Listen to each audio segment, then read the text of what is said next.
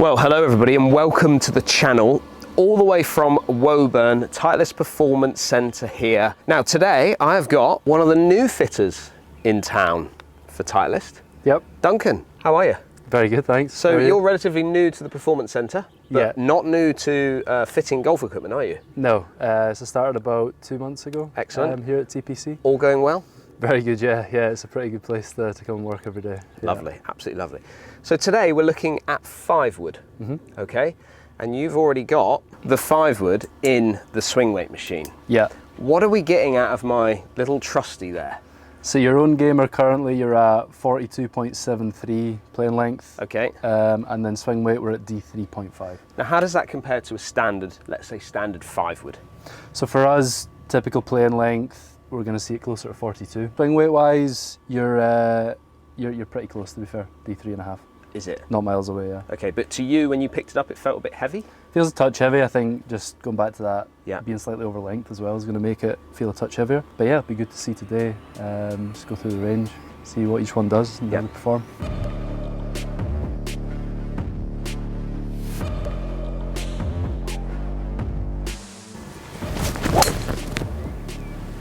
Now this will make you laugh because there's a little bit of history behind this club, Duncan. Obviously it is not a tall head. It's something that I found in a bin, in a second-hand bin at Edwin Watts over in America. And I know the shaft's been changed, not by me, over time. Yep. But it's a club that is pretty dear to my heart, as in it's something that gets me out of jail when I'm in a bit of trouble. It's kind of my go-to club. So we've got our work cut out. Obviously, as you can see, it's quite a big profile of a head as well.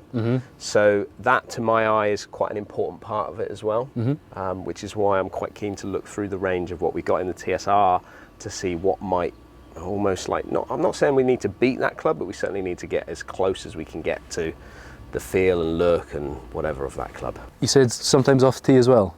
Yeah. That'd be a go-to? Yeah. Off the deck quite a bit as well? All the time, yeah. All the time, right, Yeah. okay. Great shot. It's kind of just like, it's one of these clubs that even if I hit it a little bit out the toe, it starts a bit right and then comes back.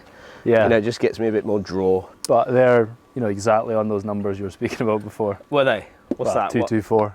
Yeah, spins maybe 4.8, so spins maybe just a fraction more. We were just talking earlier off camera saying that it was about a 225, 220 to 225 club, spinning it around 3,500 revs. It might be closer to 4,000 with the odd, but it can knuckle down a little bit occasionally.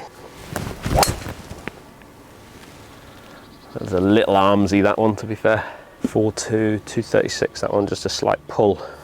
It's a good spin for a for a left 5. and left, yeah. Bit floaty, bit right. How was that one? Yeah, a little bit, almost a bit toey, a bit thin. Maybe just more of a closed club face, I think. Definitely flatter. Definitely flatter flight, but again, the spin's still at 240. It holds, yeah. It's holding itself. Yeah, great shot. So how's it looking in there? So just looking at dispersion for both off deck and off the tee there, pretty similar. You had a couple that kind of turned over a little on you. Yeah. And then, as you said, there's probably a couple little reactions in there as well. Why we got it leaking a little bit right. But as you kind of prefaced at the start, it does pretty much exactly what you want it to do. You trust it, you're confident in it. And yeah, it performs pretty well. It's that pretty much 220 to 225 club off the deck, averaging 215 carry, 229 total, 4,600 spin. It's a really nice spot for the 5-wood there. Yeah. Off the tee, touch more ball speed, touch less spin, maybe higher, strike slightly higher in the head. 220 carry, 234 total out of that. But still maintaining really good peak height and really good landing angles there. Yeah. So yeah, baseline's there, obviously very good where we're at. I think it'll just be interesting to go through the lineup, changing only one variable. If we just keep the shaft constant and then change the head through each model. Yep. Just same again, really, few off the ground, few off a tee as well. And then coming back here, seeing what the difference is. Some feedback from yourself as well. Is there a preference to head? I know you spoke about size, but also they're going to feel slightly different as well. What is this shaft then? Because this is an important part of this setup, isn't it? Good question. It's TaylorMade from probably about 2011. It's a matrix OZIC, so it could be black tie, red tie or white tie. Because it's TP, I'd imagine it's white or black, but I don't know exactly because they painted it over it in their own decals. Assuming it's black tie, the closest that we've got in our fitting selection is going to be Tensai 1K black, so pretty stout. You've got a Tensai white in the bag just now as well. Is that in the driver? That's in the driver, yeah. So, you know, similar feel, I'd have said, bit stiffer, and probably a little more weight in there as well. Okay. So, which I don't think is a bad thing for a 5-wood. No, not at all, not at all. But yeah, I think it'll be good to start TSR3, start you in the Tensai black. Again, if you don't like the feel of it, let me know, we'll change it up. Yeah, and is that an X or is that a stiff, or what is that? I've got a stiff and an X. Okay. I wouldn't mind trying you in both. Yeah. Okay. I know you're in an X in your own 5-wood, but then if you look at the rest of your bag, it's all stiff. It's all stiff. Yeah. So yeah, I think it'd be something good to look at today. It's really going to be a bit of your feedback as well, how it feels for you. Absolutely. If you've got a preference to either one, and if one feels easier. Yeah, okay. Okay, so first up, we're going for the TSR3 head, 18 degrees, set in A1, so that's standard, isn't it, in the head. In neutral as well at the bottom part of the club. Tensai 1K black there, in a 75 gram X, as similar as you can get, you think, at this moment in time to what I've currently got. Yeah. So matching up the weight and pretty much exactly, the flex is the same, and then the length is actually just a 1/4 of an inch shorter. Okay. Great shot. Yeah, good miss. And the good thing about that shot is that was a slight toe strike, and it's done almost the same as what my other club would do. Again, a little toey, got it turning over a little bit on me.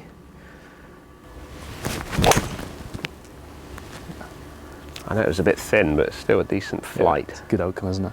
What I'll do is I'll just, because that is the pattern, and as we've kind of spoke about maybe a bit off camera as well, the strike pattern is maybe slightly toe side. Yeah. So if anything, get it toe side with weight neutral, you're going to get a bit of gearing left. So on top of that being your shape anyway. Yeah. I'm just going to slide you to T2, see what happens, see how it feels. That's similar to what my old driver used to be, T2. Okay. Great shot. That was lovely. That was really good. Great shot. So good. I'm not going to hit 2 shots better than I was going to say, really good pattern on those 2. But again, you look at numbers, exactly what you want. Again, It's just it's measured up, hasn't it? Yeah, absolutely, 4.3 spin, 217 carry, 230 total distance. That's a really good one to look at, because it wasn't your best, was it? It was slightly toey, got a bit diggy on it. Yeah, absolutely. Popped up a bit higher, didn't it? Spin dropped because of strike, going high toe. Strike went high toe, yeah. 35, it's not like, although that dropped, it's still playable. Yeah. You know, clicking on optimizer there. We've dropped to 34. Really, it's saying your optimal range with a 5-wood for mid trajectory is like 3,800 to about 4,350. Yeah. So definitely dropped a little bit, but I wouldn't say it's too much on that high toe strike there. That was quite handsy, that one for you, dunk. It's not moved a massive amount, has it? Ball speed's jumped because the face was a little shut. Yeah. Spin should drop off a little bit. Yeah. But it's only 3.7. Yeah. Carry popped up. I was going to say, the thing with that one, that's gone 243. So you're playing for a 225 shot, or 230. It's gone miles, because it's, and that's running into 3-wood again. Absolutely. Yeah, that's a great shot. That whole feel feels great. Yeah, absolutely. So even that was a poppy toe strike. Started right, come back onto target. Not probably gone very far, but I think it'll go pretty similar, to be honest. Will it? 227. Oh yeah. Strike-wise on the face of that last one, even though it felt to me quite toey, it's there. It's not massively toey, it just felt toey. Okay, we're going to change the head up now, because the profile of that TSR3 is just small. It's lovely here because I'm all under control. I've got Duncan looking after me and all that, and that's great. But you put me on a first tee somewhere where I may be a bit nervous, I'm going to probably lose a little bit of confidence in the fact that it's just such a small profile, which is why that RBZ, being slightly bigger, just gives me that confidence looking down between club face and ball.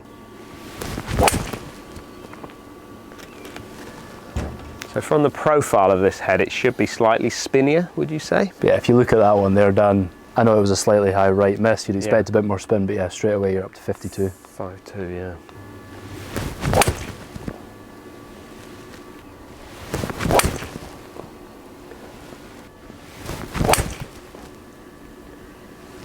That was quite nice, maybe a little clean, but spin way up. That spin killing you. I know strike went slightly heel side. Yeah. But, you know, we're talking millimeters. 3 mil. Yeah. And yeah, you've kind of gave up 15 yards there. Starting to see some big dispersions out there now, which is generally down to weight and feel, isn't it, with a player? And I can definitely get a sense that they're different. Like the feel when I come into the golf ball is very different to the previous one I was testing. Don't feel like I've got any weight at the bottom anymore. So we're just adding a little bit more weight in the head. Bring the swing weight up slightly. So you're just over D5 now, D5-ish. which is very close to where you played the TSR3 at. Yeah, which I actually really like that. I know it's not the best shot, but instantly felt better down at the ball. More solid. Yeah. Not sure about that one. I think its dispersion was jumping around quite a bit when we were hitting it. This all comes down to confidence. When you start seeing shots that you're not used to seeing, sometimes you can drop a little bit in confidence, and then you don't put the best swings on it because you're questioning what's going on all the time. So what are we doing now? So same shaft, and I'm just going to go to TSR1 this time. Okay, so bigger profile of head. This one would be classed as maybe more of a game improvement type of club. A bit more heel weighted, maybe draw bias, is that right? Yeah, definitely. It's a lighter head. It's actually about 20 grams lighter than TSR2. Oh, really? So we'll really have to look at weight and swing weight. Yeah. When you do add weight to this head, you can see the weight port's much closer to the back, so that is going to change properties in it. So it's just kind of being careful with that performance-wise, but also trying to get the right feel for you as well from it.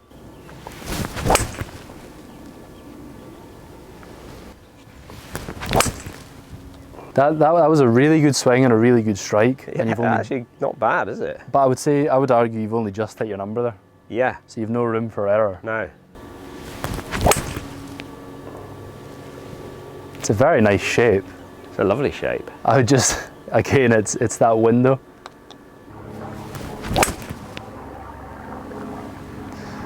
The other question I'd ask, off a tee, do you like that flight, or did you prefer when you tee it up a little bit flatter, a little bit less spin, and you can chase a little more out of it? You got to remember, this is a club that I'm trying to put into position. Yeah. If I want something going out there a bit flatter, a bit hotter, I'm going to peg up the 3-wood. Right. Okay. So this is a club that I want to come into greens and land soft. So that flight being up there in the air, that's kind of what I expect to see out of my other 5-wood. Cool. Yeah, it's not like this club is not a power bat. It's not something that I want, but it's something that I can still go to when I'm completely uncomfortable. Or if you say to me, Dan, you got to hit the fairway. Which club are you picking out of the bag? It's just like, you know, even a wedge. I'd take the 5-wood over the wedge. You know. Yeah. That should be flighting out there a little bit further. A little toey? A little higher, a little toey. I'm expecting to see the spin drop a smidgen out of that, and then flight out there, which it did. Yeah, it did, it really did, yeah. There's your rocket again. Yeah, higher on the blade. Yeah, high, a little bit high, little toe. Ball speed will drop, but spin will pick up, and therefore you get the distance. 225 going to 239, 240. It's pretty good. Yeah, it's not bad. Feel-wise? I really like it. It's, you know, this club is from a feel and looks point of view is as close to what I've got at this moment in time, you know. Good one there, Dan. Yeah. So looking back to your own, 145 ball, 4400 spin, 220 carry, 233, 234. total. Peak height was the one I was going to mention, 89 Miron. Yeah. If you go up to TSR1 there, we're up to 107.